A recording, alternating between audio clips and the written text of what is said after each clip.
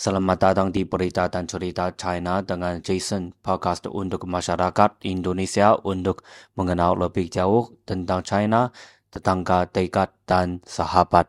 Berita utama hari ini termasuk China berbuat langkah-langkah keringanan pajak dan biaya untuk topang bisnis. China tuntaskan pengaturan awal internet satelit orbit tinggi pertama. Festival musik rock China sukses dari banyak pengunjung di New York. Indonesia dan China luncurkan pusat pengembangan profesional teknik di Bali. Live streaming ciptakan peluang karir baru bagi penyandang disabilitas di Chongqing, China.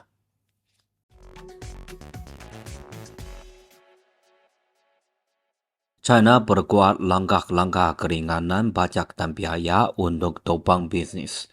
China memperkuat sejumlah langkah keringanan pajak dan biaya untuk mendukung perkembangan bisnis dan meningkatkan ekonomi real tahun ini, tunjuk data resmi pada Senin. Langkah-langkah yang baru diterapkan menghasilkan pengembalian pajak potongan dan penangguhan pajak dan biaya sebesar 1,66 triliun yuan dalam 10 bulan pertama 2023. Menurut Administrasi Perpajakan Negara State Taxation Administration (STA) China, para wajib pajak di sektor swasta menjadi penerima manfaat utama dari langkah-langkah keringanan pajak dan biaya ini, kata STA.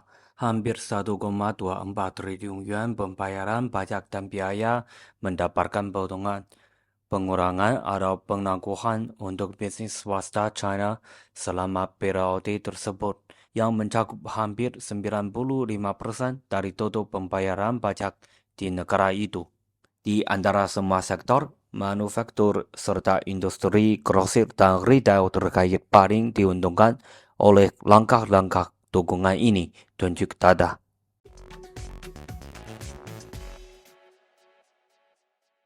China tuntaskan pengaturan awal internet satelit orbit tinggi pertama. China telah menyelesaikan pengaturan awal internet satelit orbit tinggi pertama.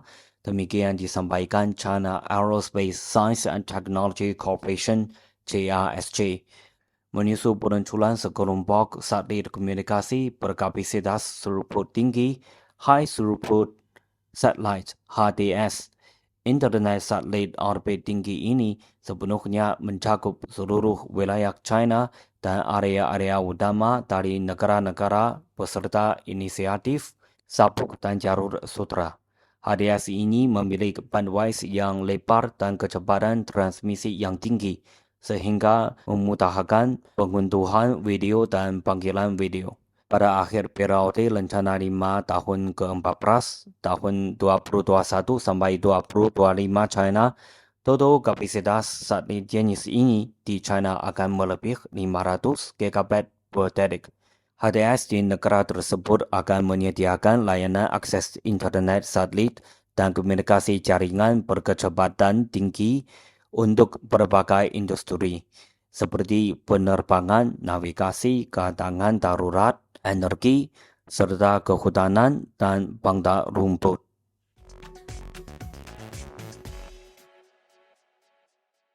Festival musik rock China sukses tarik banyak pengunjung di New York. Festival musik rock China bertemu kawan dari timur, Friends from the East, dimulai pada Sabtu malam di New York City, menghibur ribuan penggemar. Putaran pertama dari acara yang digelar selama 2 hari ini menarik kedatangan lebih dari 3.000 orang. Para penggemar yang sebagian besar berusia 20-an atau 30-an tahun memenuhi Knockdown Center di Queens, dan banyak di antara mereka yang meneteskan air mata saat menyaksikan pertunjukan selama 3 jam tersebut. Wu Tiaoren, sebuah band dari Provinsi Guangdong, China Selatan, dan Omnipotent Youth Society, sebuah band yang berbasis di Provinsi Hebei, China Utara, tampil dalam pertunjukan itu. Musik berfungsi sebagai jembatan komunikasi di kalangan anak muda di seluruh dunia untuk menjadikan dunia lebih baik, kata Li Hongjie, pendiri festival itu. Penampilan sejumlah band ini diterima dengan baik dalam tur mereka masing-masing di beberapa kota di Asia, termasuk Seattle, Los Angeles, Washington DC, dan San Francisco. Menurut Lee, yang telah berkecimpung dalam bisnis ini selama lebih dari 20 tahun, saya sangat bersemangat. Ini benar-benar bagus, kata Sylvie Steiger, yang bekerja di bidang manajemen sastra teater di New York City. Mereka benar-benar membawa semangat itu. Mereka memiliki begitu banyak gaya yang berbeda-beda. Energi mereka luar biasa. Menurut saya, mereka benar-benar kompeten dan merupakan salah satu band terbaik yang pernah saya tonton, kata Steiger, merujuk ada para personel band Wutiaoren.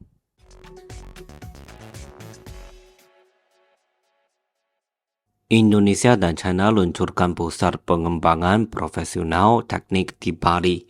Pemerintah Republik Indonesia bekerja sama dengan sejumlah entitas dari China, salah satunya perguruan tinggi terbaik China, Universitas Tsinghua, untuk membangun sebuah pusat pengembangan profesional teknik untuk kawasan Asia Tenggara di Bali. Peresmian dilakukan langsung oleh Menteri Koordinator Bidang Kemaritiman dan Investasi Ad Interim, Erick Thohir, pada Jumat. Proyek ini merupakan hasil kolaborasi antara Chinese Society of Engineers, Universitas Tsinghua, dan berbagai entitas China dengan dukungan dari Asosiasi Ilmu Pengetahuan dan Teknologi China, China Association of Science and Technology, CAST. Erick menyebut kemitraan ini penting untuk memajukan sektor teknik, pendidikan, dan mengembangkan bakat di kawasan Asia Tenggara. Sebagai pemimpin teknik global, Erick menilai China telah menjadi mitra utama Indonesia dalam sejumlah proyek infrastruktur inovatif.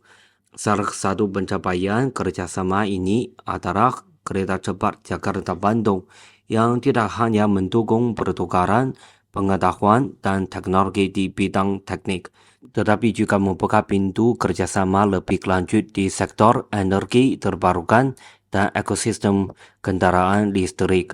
Erick menyebut kemitraan terbaru untuk membangun pusat pengembangan profesional teknik di Bali ini sekaligus membantu mencapai tujuan Indonesia menjadi pusat teknologi dan pembangunan berkelanjutan di Asia Tenggara. Melalui proyek ini, hubungan antara insinyur-insinyur Indonesia dan internasional ke depannya diharapkan dapat makin diperkuat. Kerjasama ini juga diharapkan dapat meningkatkan output bidang teknik di Indonesia, baik dari segi kuantitas maupun kualitas. Hal ini sejalan dengan kebutuhan akan insinyur yang terampil untuk mendukung pengembangan infrastruktur dalam negeri yang makin luas.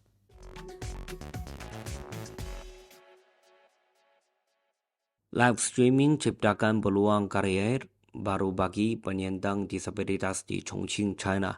Zobin umur 42 tahun, seorang live streamer yang memiliki sekitar 150.000 pengikut, berhasil memenangkan hati para penggemarnya dengan parasnya yang tampan dan suara yang sedap didengar sejak tahun 2017. Namun, sangat sedikit orang yang mengetahui bahwa Zhou mengalami kebutaan di mata kanannya. Zhou mengatakan dirinya tidak pernah ingin memanfaatkan disabilitasnya untuk menarik perhatian orang-orang secara daring. Karena itu, ketika pusat inkubasi siaran langsung dari live streaming bagi warga penyandang disabilitas yang berada di distrik Yuzhong, Chongqing, China Barat Daya, menghubunginya tahun lalu, Zhou menolak tawarkan mereka. Pusat tersebut terus mengajak Zhou untuk bergabung. Jadi tahun ini dirinya setuju untuk berkunjung ke sana. Zhou terkejut mengetahui betapa profesionalnya mereka. Saya sendiri adalah seorang live streamer. Sehingga ketika saya melihat peralatan yang mereka miliki, saya tahu mereka serius dalam bidang ini, kata Zhou. Berbeda dengan live streaming yang dilakukan Zhou sebelumnya yang berfokus di dunia hiburan, pusat itu menawarkan dukungan untuk live streaming e-commerce.